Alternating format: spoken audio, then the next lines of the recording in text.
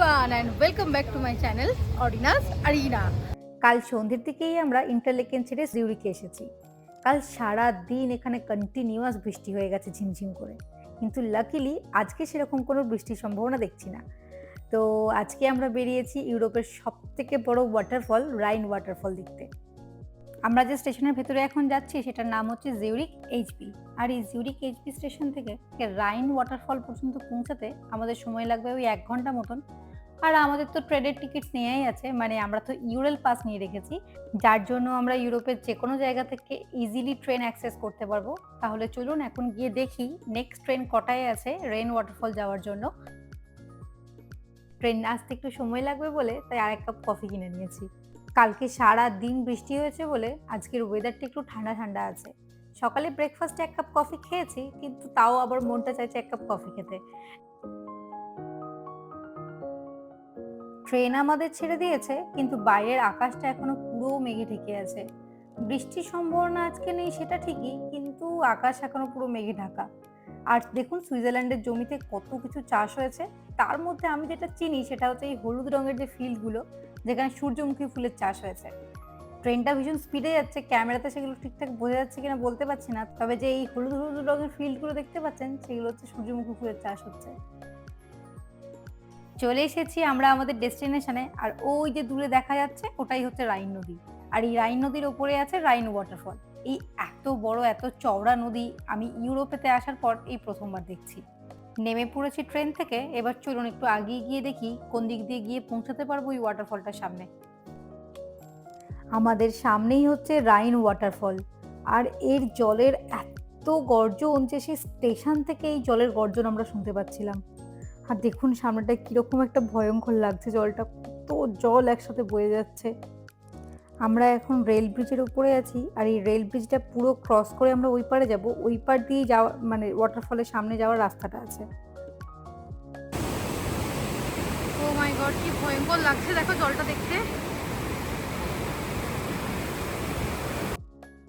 নদীর জল এতটাই স্বচ্ছ নিচের পাথরগুলো পর্যন্ত পরিষ্কার দেখা যাচ্ছে। আর দেখুন ওয়াটারফলটা কি স্পিডে গিয়ে ওখানে পড়ছে, যে ওখানটা পুরো বাষ্পর মতন জলটা উপরের দিকে উঠে আসছে।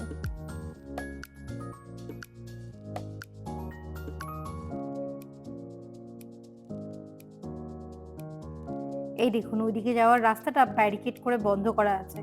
আসলে কি হয়েছে, কালকে কন্টিনিউয়াস বৃষ্টি হওয়ার জন্য নদীর জলের স্তর অনেকটাই বেড়ে গেছে। তাই ওই যে গাছের তলা যেখানে বসার জায়গা টায়গা আছে, ওইখানে যাওয়ার জন্য এখানে যে রাস্তাটা ছিল সেটা এখন কমপ্লিটলি বন্ধ করে দিয়েছে, কারণ এতটাই জলস্তর বেড়ে গেছে যে এখন যদি ওদিকে যাওয়া হয় খুবই রিস্কি হয়ে যাবে। আর সত্যি দেখুন কিরকম একটা ভয়ঙ্কর লাগছে দেখতে, আমার তো ভীষণ ভয় করছে।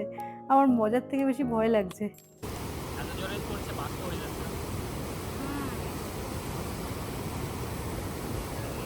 ঝর্ণাটার একদম কাছেই একটা পার্ক বানানো রয়েছে, আর দেখুন কত বাচ্চারা ওখানে খেলাধুলা করছে। আর এখানে বসারও অনেক জায়গা বানানো আছে নদীর ধারগুলোতে। সবাই এখানে বসে ঝর্ণাটার দিকে তাকিয়ে আছে, আর আশেপাশে যে পরিবেশ আছে সেটাকেই সবাই এনজয় করছে। আর আমরা এখন যাচ্ছি বোটিং করার জন্য। এই নদীতে যে বোটিং হয় সেই বোটিং এর টিকিট আমরা আগে থেকেই অনলাইনে কেটে রেখেছি। তো চলুন বোট নিয়ে একদম ঝর্ণাটার কাছাকাছি যাব।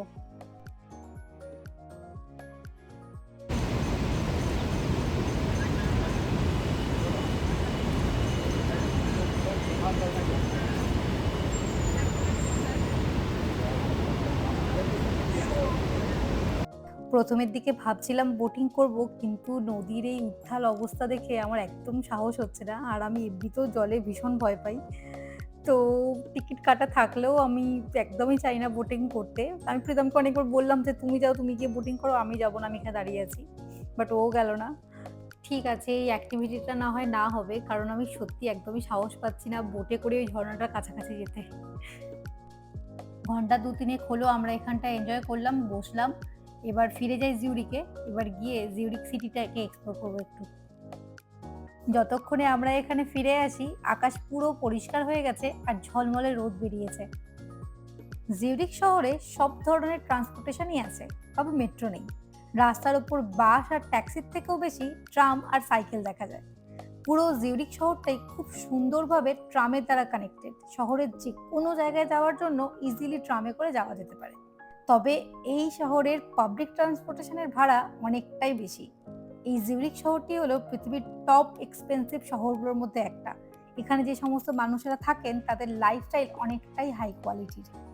শহরটা অনেক ছোট হলেও এখানে পাহাড়, নদী, লেক বা ফরেস্ট সমস্ত কিছুই আছে। এই যে আমাদের সামনে যে নদীটা দেখতে পাচ্ছেন, এই নদীটা সোজা গিয়ে মিশছে লেক জিউরিকে।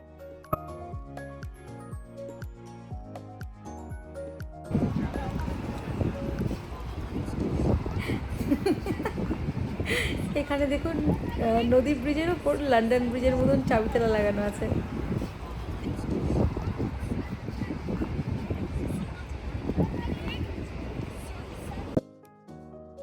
এত এক্সপেন্সিভ আর ডেভেলপ শহর হলো এই জিউরিক, তাও দেখুন আশেপাশে কিন্তু একটা উঁচু উঁচু বিল্ডিং দেখা যাচ্ছে না। আসলে এটাই হলো ইউরোপের বিউটি। এখানের সব থেকে উন্নত উন্নত শহরগুলোতেও উঁচু উঁচু বিল্ডিং দেখা যায় না। এখানকার মানুষেরা আকাশ ছোঁয়া বিল্ডিং বানিয়ে আকাশকে ঢেকে দেয় না।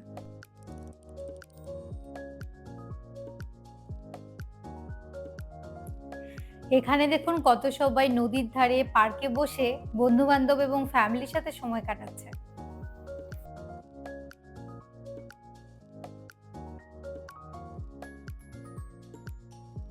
আমরা এখন হাঁটতে হাঁটতে চলে এসেছি জিউরিকের শপিং স্ট্রিটে। এখান থেকে ডান দিকে 2-3 মিনিট হাঁটতেই একদম স্টেশনের কাছেই হচ্ছে আমাদের হোটেল। কিন্তু এখন আমরা হোটেলে ফিরে যাব না, চলুন আশপাশটাকে একটু এক্সপ্লোর করি। এই জায়গাটাকে শপিং স্ট্রিট বলার কারণ হলো এখানে সমস্ত ব্র্যান্ডের প্রচুর দোকানপত্র আছে। শুধুমাত্র জামা কাপড়ের দোকান নয়, এখানে যে সমস্ত ব্র্যান্ডেড চকলেটস আছে সেই সমস্ত চকলেটসের দোকানপত্রও এখানে আছে।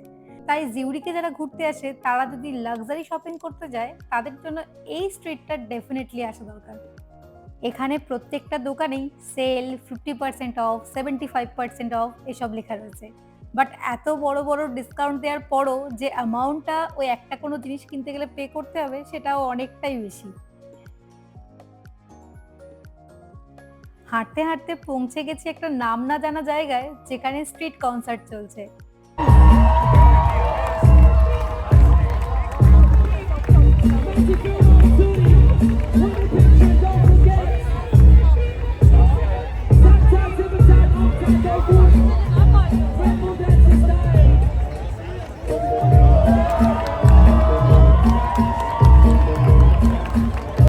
স্ট্রিট পার্টির সাথে সাথে এখানে প্রচুর খাবার দাবারের দোকানও বসেছে। আর এখানে দেখুন ফান অ্যাক্টিভিটিও চলছে। এই গেমটা তো সবাই জানেন যে ওই পোলটা ধরে যে সব থেকে বেশিক্ষণ ঝুলে থাকতে পারবে সেই বেস্ট প্রাইজটা পাবে। উনি পোলটা ধরে ঝুলে আছেন আর আশেপাশে যারা দাঁড়িয়ে আছে তারা সবাই ওনাকে চিয়ার আপ করছে। Well, I'm not sure because if you waste, you have several muscles that you can.